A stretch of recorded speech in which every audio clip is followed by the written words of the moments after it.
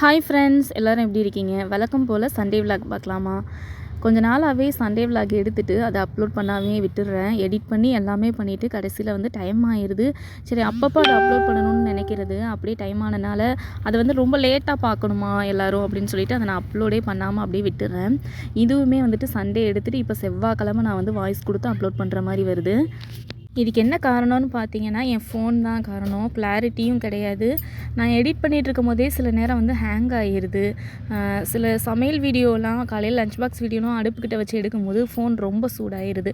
So sorry, லேட்டாக video போடுறதுக்கு. Sunday வந்து சரவணா ஸ்டோர் வந்திருந்தோம். வேறு எங்கே போக போகிறோம்? மதுரைன்னு எடுத்தால் பக்கத்தில் ஷாப்பிங் மால் இந்த மாதிரி ஏதாவது சின்ன சின்ன இதாக இருந்தால் தான். அதுவும் மற்ற ஊருங்களில் இருக்கிற மாதிரி பெரிய ஷாப்பிங் மால்லாம் இருக்காது. இந்த மாதிரி இப்போவே இந்த சரவணா ஸ்டோர் வந்தனால ஏதோ இங்கே கூட்டம் அதிகமாக வந்துட்டுருக்கு. எல்லாமே ஒரே இடத்துல கிடைக்கிது. அட்லீஸ்ட் இந்த ஸ்நாக்ஸ்லாம் சீப் அண்ட் பெஸ்ட்டாக இருக்குது அப்படிங்கிறனால எல்லாருமே வர மாதிரி இருக்காங்க. நிறையவும் கூட்டம் வந்து எந்த டைம் போனாலுமே கூட்டம் இருக்க தான் செய்யுது. பையனுக்கு வந்து பர்த்டே, அதுக்காக ட்ரெஸ் எடுக்க வந்திருந்தோம். ட்ரெஸ் கலெக்ஷன்ஸ் எல்லாமே பார்த்தோம். ஆல்ரெடி அவனுக்கு எடுத்த கலரே நம்ம எடுக்கிற மாதிரி வருது. டிசைன்ஸ் எல்லாமே அவன் ஆல்ரெடி வச்சுருக்க கலர்லேயே அதே ட்ரெஸ்ஸு அதே மாதிரி எடுக்கிற மாதிரி வருது. எல்லா கலெக்ஷன்ஸையும் பார்த்தோம். பார்த்துட்டு எதுவுமே ஆல்ரெடி எடுத்ததே எடுக்கிற மாதிரி இருக்குமே அப்படின்னு சொல்லிட்டு நான் அப்படியே வேண்டாம் அப்படின்னு சொல்லிட்டு வந்துட்டோம். சரி, எப்போ நம்ம ஒன்று வாங்க போனோம்னா நம்ம அதை வாங்க மாட்டோம். கடைசியில் நம்ம தேடாத ஒன்றை தான் நம்ம வாங்கிட்டு வருவோம். அதே மாதிரி பேக் செக்ஷனுக்குள்ளே உள்ளே தெரியாமல் போயிட்டேன். அந்த பக்கமாக எப்படியாச்சும் ஒன்று எடுத்துடணும்னு சொல்லிட்டு ஒன்று எடுத்துட்டேன்.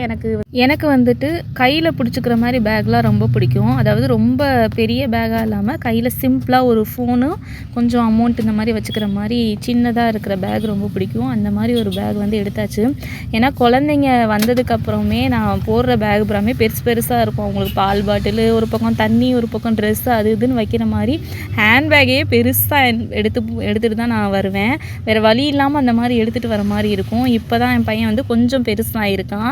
அதனால் இப்போ நான் அவ்வளோக்கா நான் ட்ரெஸ்ஸோ பால் பாட்டில் அதெல்லாம் நான் எடுத்து வைக்கிறது இல்லை. சரி, இனிமையாவது அந்த பழையபடி முன்னாடியெல்லாம் வந்துட்டு கையில் பிடிச்சிக்கிற பேக் தான் நான் எப்போயுமே வச்சுருப்பேன். அதான் எனக்கு பிடிக்கும். அந்த மாதிரி ஒரு பேக்கை வந்து செலக்ட் பண்ணி எடுத்துட்டேன். வெளியே வந்து குழந்தைங்களுக்கு இந்த மாதிரி விளையாட்டு கட்டிட்டு அதுக்கப்புறம் ஸ்நாக்ஸ் தான் வாங்கினோம். ஸ்நாக்ஸ் என்ன வாங்கினோம்னா சாண்ட்விச் வாங்கினோம். இது வந்து சீஸ் எக் சாண்ட்விட்சு, அதுக்கப்புறம் ஒரு கிட்கேட் மில்க் ஷேக்கும் ஐஸ்கிரீமும் வாங்கினோம். எல்லாமே சீப் அண்ட் பெஸ்ட்டாக தான் இருந்துச்சு. மில்க் ஷேக் வந்துட்டு 50 ருபீஸோ 40 ருபீஸோ சொல்லியிருந்தாங்க. இந்த ஐஸ்கிரீம் வந்து வெறும் 25 தான். 3 பேர் சாப்பிட்ற அளவுக்கு தாராளமே இருந்துச்சு.